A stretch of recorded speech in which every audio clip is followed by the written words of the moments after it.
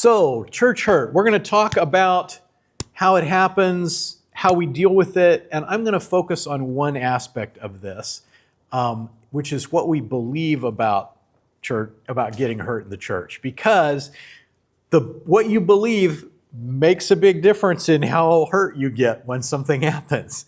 So, we're going to focus in on that one aspect. So, just for starters, who has been hurt in your life by the church? Raise those hands high. I was thinking about this and I was sort of like, I feel like Paul with this. You know, if anyone here has been hurt by the church, I've been hurt more. I've been betrayed by my closest ministry associates. I got kicked out of a church when I was the worship leader, and they gave me 10 minutes to say goodbye to my team, and then I was supposed to get off the premises. And all these things have happened, but God has taught me how to meet Him in the middle of those things, and that's why I'm still here and loving it. So I want to share about that with you. Just one story. I was a furniture designer for 15 years in Indiana, but I wanted to be in ministry. I felt like that's what I was called to do. So every year I would pray, Jesus, can I leave this furniture design thing and making stuff for rich people that they don't need and go and do ministry? And every year he said no.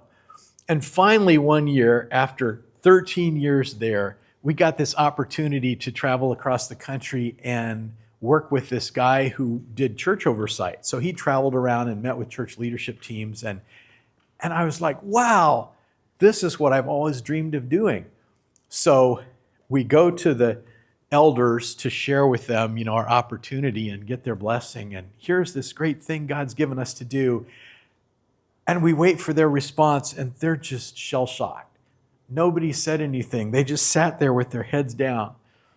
And finally they said, would you be willing to stay for another year?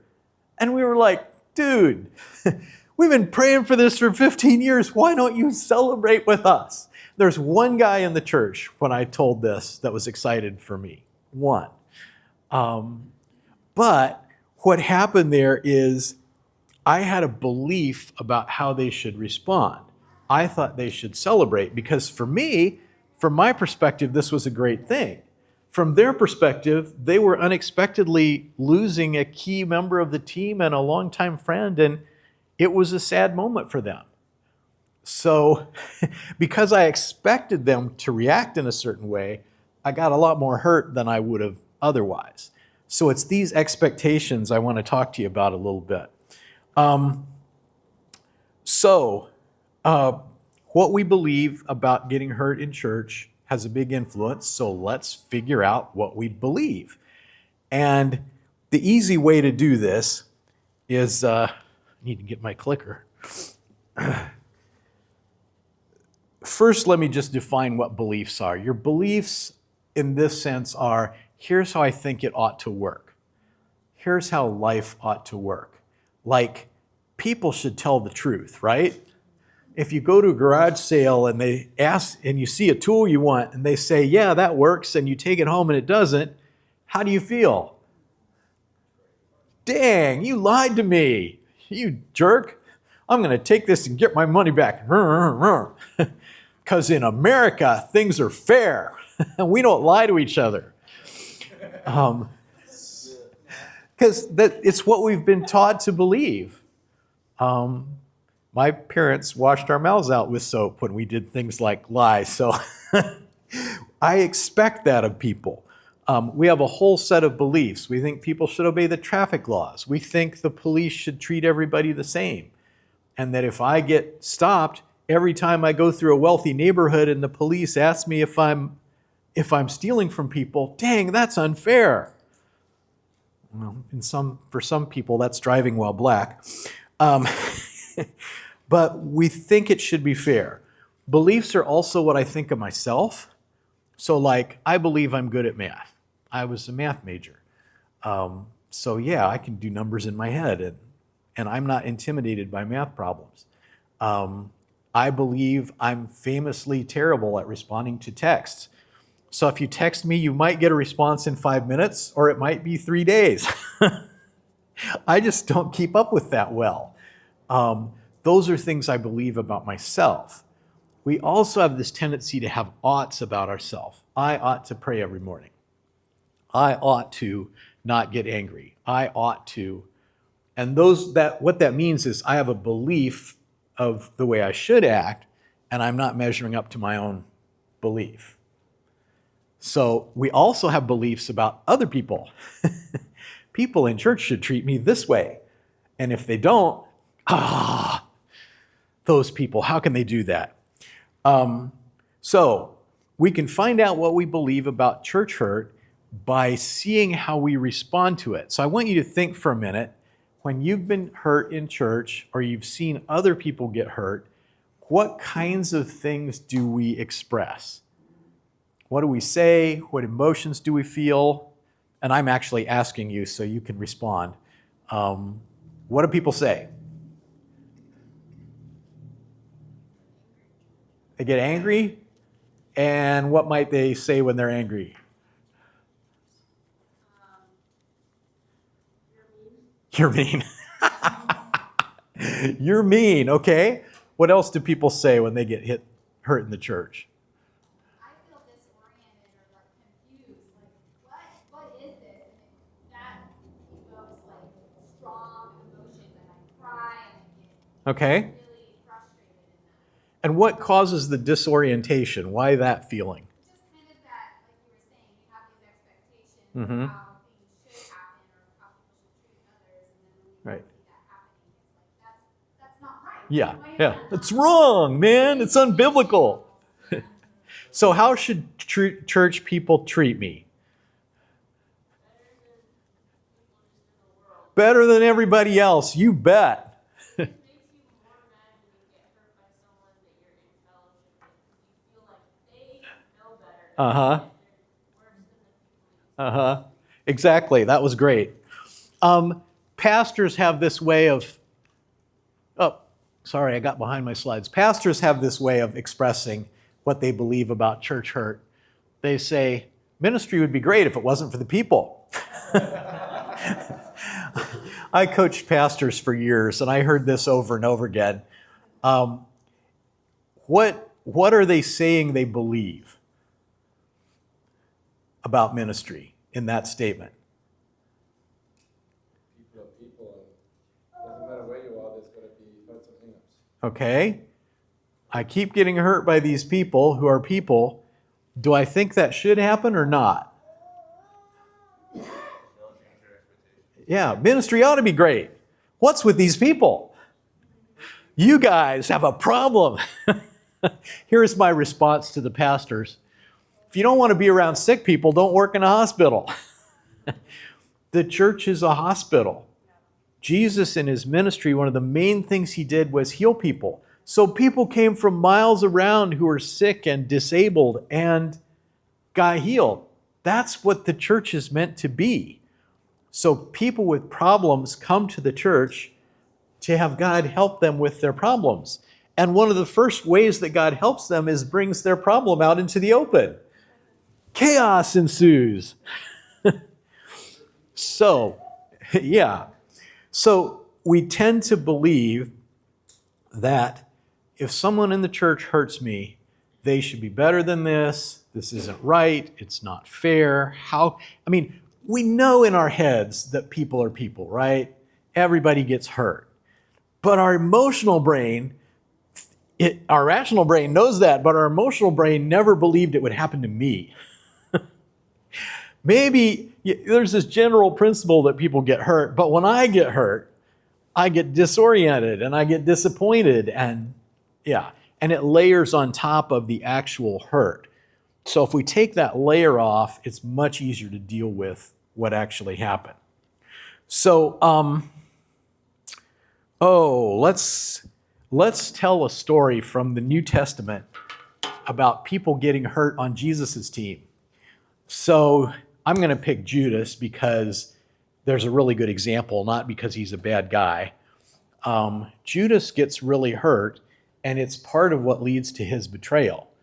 So right before he goes to the priests at the temple and they offer him money, there's this incident where a woman comes into they're having a nice meal in Bethany, and this woman comes in and she pours a pound of perfume over Jesus. A Roman pound was 12 ounces, so think a Coke can full of perfume. She pours on Jesus' head. And perfumes today are alcohol-based, so they evaporate, but in ancient times they were oil-based. So think of pouring a Coke can full of oil over somebody. Oil is everywhere. So I like to think when Jesus stood before Pilate, he smelled like $1 million, because that scent didn't go away for the whole week. But anyway, Judas gets up and he's advocating for the poor, and he says, oh man, this perfume, that was a year's wages you just poured on the ground. How many people could we have helped? How much good could we have done with the money if you just sold this? And Judas thinks that Jesus is going to honor him for that. He's standing up for the poor. This is the right thing to do. And instead, Jesus rebukes him and says, leave her alone. And then he says, she's done a beautiful thing for me, and wherever my story is told, they're going to tell her story too. So for the woman, that's deeply honoring. Here's a person who took a risk to anoint me for burial, and she's going to be honored everywhere. Now stop and think, what does that line mean to Judas? Wherever my story is told, this story will be told with it. Who's Judas in this story? He's the jerk who confronted the woman who was doing a great thing for Jesus. So Judas is like, one, he's hurt for being rebuked in public. And then he has to deal with, oh my gosh, Jesus is saying that they're going to talk about my blunder everywhere. I'm going to be shamed everywhere. And it's right after that he goes to the temple and the priests offer him money to betray Jesus. And then a couple days later, it happens again. He's at the Last Supper.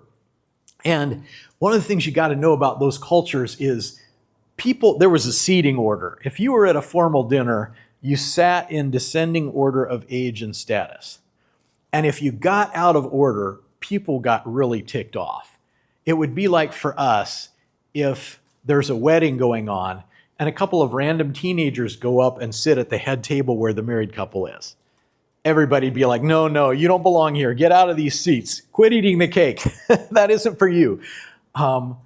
We would be offended because we don't do it that way. Those seats are for special people. And so at the Last Supper, an interesting thing is happening. The seating arrangement is all messed up because John, who's the youngest, is right next to Jesus in his bosom. And the reason he is because at the Passover meal, there was this whole ceremony where the youngest son said, why is this day different than every other day? So John's the youngest disciple, so he's next to Jesus so he can ask the question. And on the other side of Jesus, when they ask Jesus who's going to betray him, he says, the one who dips in the dish with me. So Judas has to be close enough to Jesus to dip out of the same dish in front of him. So a lot of commentators think Judas was actually in the place of honor, the first seat at the Last Supper. Jesus let his betrayer sit right next to him at the first seat. And to share a morsel, to dip your piece of bread into the stew and hand it to someone was a big honor. So Jesus is honoring Judas. But then guess what happens at the Last Supper? There's a big fight over who's the greatest. There's a fight over the seating order. So who do you think gets the brunt of the fight in that case? The person who took the best seat who's not supposed to be there. So there's a whole big argument where people are saying, Judas, you don't belong here. You should be down at the bottom. And then Jesus responds and says, guys, we're not like this. We don't fight over these kind of things. The person who wants to be the greatest should be the least, and the one who wants to be at the head of the table should be at the bottom.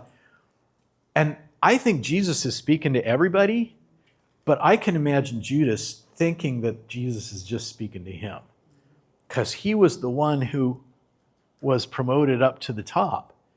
And so Judas perceives, wrongly I think, that Jesus is mad at him, and that's the moment where he goes out and betrays him.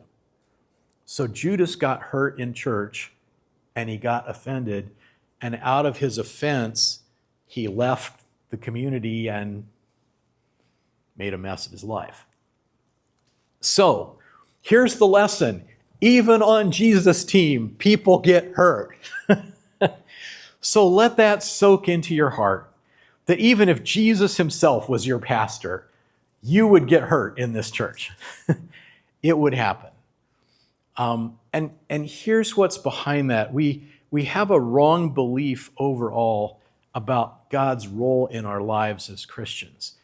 And we think that his job is to protect us, and really his job is to redeem us. So I'll talk more about that later, but Judas felt unprotected. His hurt was exposed. His desire to be great and whatever was exposed, and he got hurt and he left. So it happens to Jesus too. So there's four ways we get hurt in church. I'll do this quick. There can be an actual injury. Somebody lies about you in a meeting. Somebody talks behind your back, whatever. Somebody punches you out in the sanctuary. No, that probably won't happen. So you can have an actual injury. You can have a perceived injury, like Judas misinterpreted Jesus' words. Somebody says something we misunderstand, or we overhear something and it really wasn't meant for us. And, we all get hurt that way too. A third way we get hurt is when we get triggered. And what that means is there's a past hurt inside of you that hasn't been healed.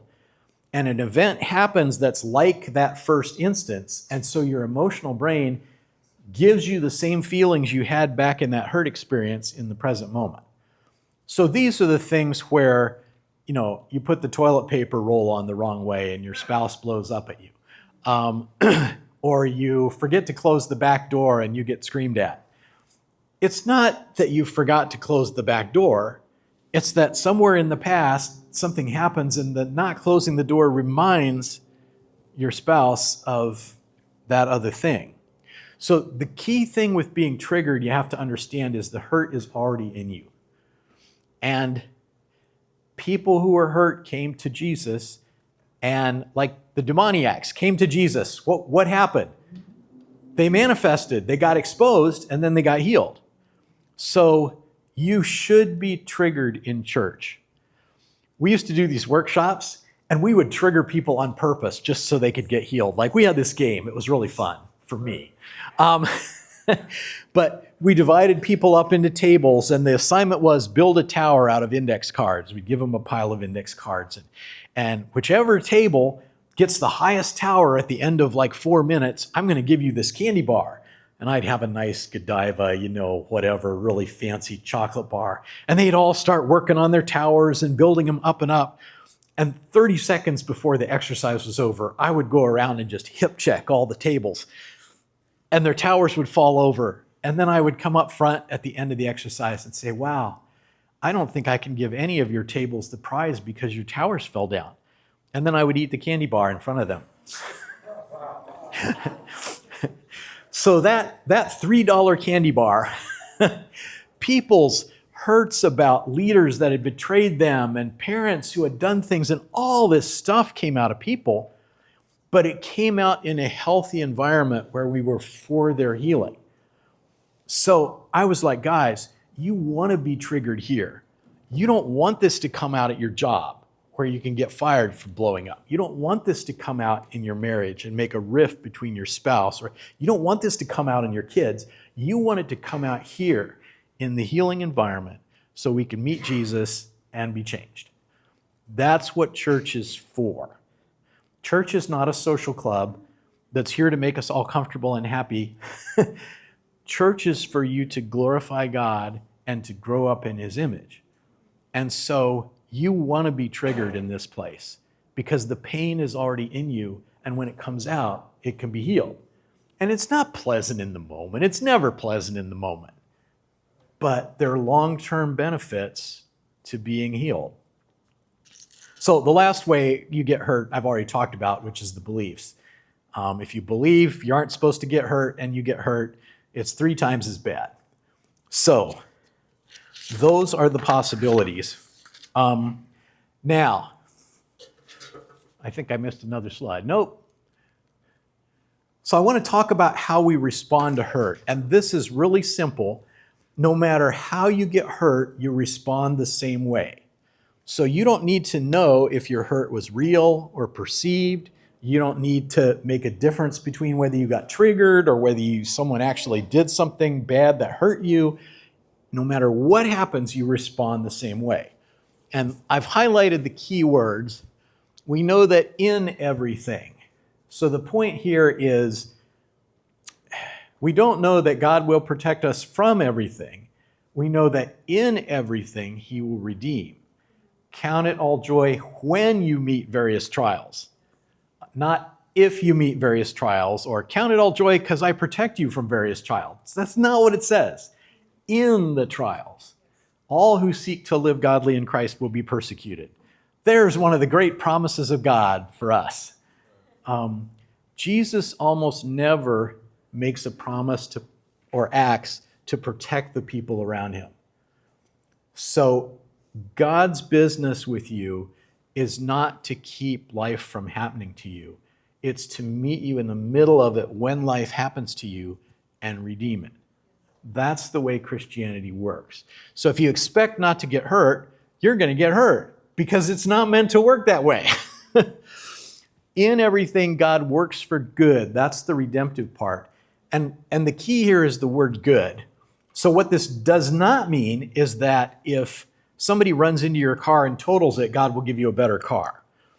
When our house burned down in the car fire, we escaped with 2 suitcases of dirty clothes, our pets, and our computers. Everything else, all the furniture I'd made, all our mementos, Kathy and me's love letters to each other, our videos of the kids, all that was gone.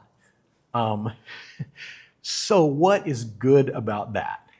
Well, the word good here in Greek is agathos, which means it has the connotation of inward goodness or good character. So the transition you have to make is when something bad happens to me, there's an opportunity for it to do something good inside me. That's where the opportunity is. I'm not, the thing with our house, these people would come up to me, oh, you lost your house, but Jesus is going to give you a better one. And I was finally like, stop saying that. Scripture says that he who has suffered in the flesh has ceased from sin to be able to live the rest of the time in the Spirit. Man, pray for me for that. That's what I want. I don't want a better house. That's not what the Bible promises you. So the good that can happen is that you become like Jesus. And there's 2 conditions for it to happen with those who love him. How many of you love Jesus? Great. So we met the first condition. Okay. Second, who are called according to his purpose. And his purpose is stated in the next verse. He predestined to be conformed to the image of his Son. That is the good that God is working for in all circumstances. So you have a blow up with your kids. Your kid goes out and does something embarrassing and stupid. I did that when I was a kid. God will work with you in that to make you more like him if you engage it like that's the point.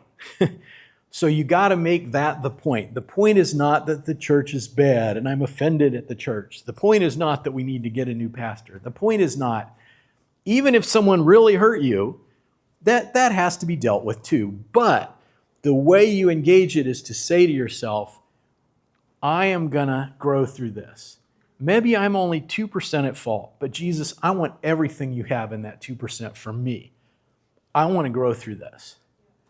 And you folks that have been in recovery programs have a leg up on this because they beat into you that you got to deal with your own stuff. And some of us good boys and girls, that grew up doing everything right, it's a little harder for us to get with the program. But I have to stop and say, okay, this bad thing happened to me. God can make good out of it, but I have a responsibility to respond in a certain way. So I'll give you an example. Our church crashed when I was in my 20s. We were in this awesome place. Revival was happening and amazing. I mean, this was back in the days where we had 3-hour worship. 3 hours. The sermon had a coffee break in the middle because it was so long. Um, when the doors were open, I was there. It was amazing. And then there was a change in leadership and some major blunders, and the thing just crashed. And we grew from 350 to 80 in a year. All the people I was close to left. My friends left. The members of the band that I was in all left, and that ended. Everyone was hurt. And I ended up in charge of the group that was supposed to put this back together again by default, because the guy they appointed to that bowed out and I was left. But it was painful. And a big reason it was painful is because I believed that, I'm 22, this is where I grew up in the Lord. I thought it would always be here. If God is in this, it's going to work, This is God. He's going to make it all. And it didn't. And we nursed it back to health, but it was never really the same. And I found myself a couple years afterward, and by this time I have kids and a house and responsibilities, and I'm not just a 22-year-old gallivanting around the country with a band. And I could feel myself holding back. Before I was in 110%, but I could feel myself I am not putting all my eggs in this basket anymore because it didn't turn out the way I hoped. And I knew that wasn't a good place to be, but I had no idea what to do about it because I didn't understand why I felt that way. And so this was one of the first times in my life where I started praying what became one of my favorite prayers, which is, God, do in me the things I can't do for myself. Lord, I'm holding back. I don't know why. I don't know what to do about it. Help me. And a couple months later, I was in church one Sunday, and God spoke to me. This is one of the most powerful things for me that I ever heard. He said, Tony, there's one degree of glory it brings me if you think it's going to work and you'll trust me. But there's a whole nother degree of glory it brings me when you know it's not going to work and you'll still trust me. And that is what made me realize that my problem was a belief. I thought it was supposed to work. I thought we were all supposed to be happy and together, and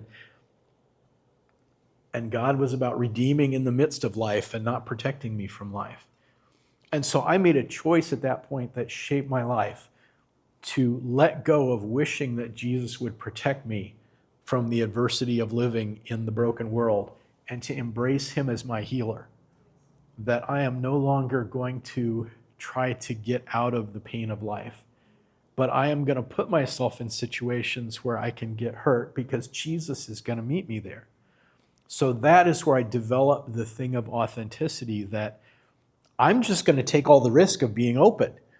And usually people will meet you there. And occasionally you'll get hurt, but Jesus will heal me. And I'm not doing this to keep myself safe. I'm doing this to glorify God and bring in the kingdom. And so that shift has to happen in us, that this is not about me being happy and comfortable. This is about me growing up into the image of Christ, which long term will make me happier, but in the short term, it will be hard. And it's about glorifying the one that bought my life with a price. So there's a surrender that has to happen to say, like, I don't pray for traveling mercies anymore. Oh God, protect us as we go on this trip.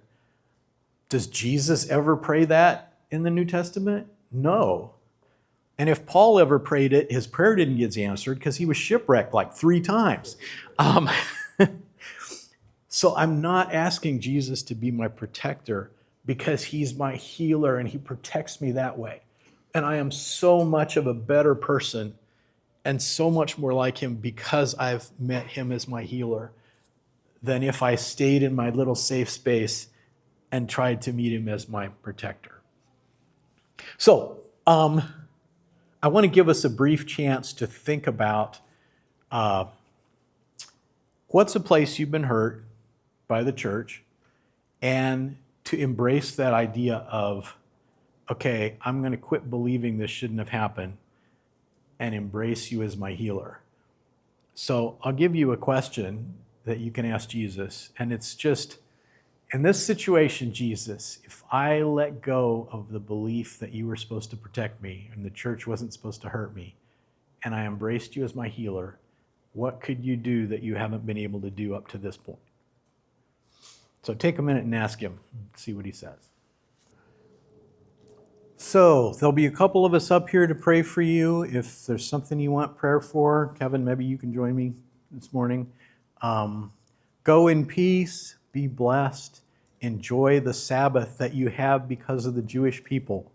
There were no weekends in the ancient world until the Jews. So you have a weekend because of the Jews. So go in peace.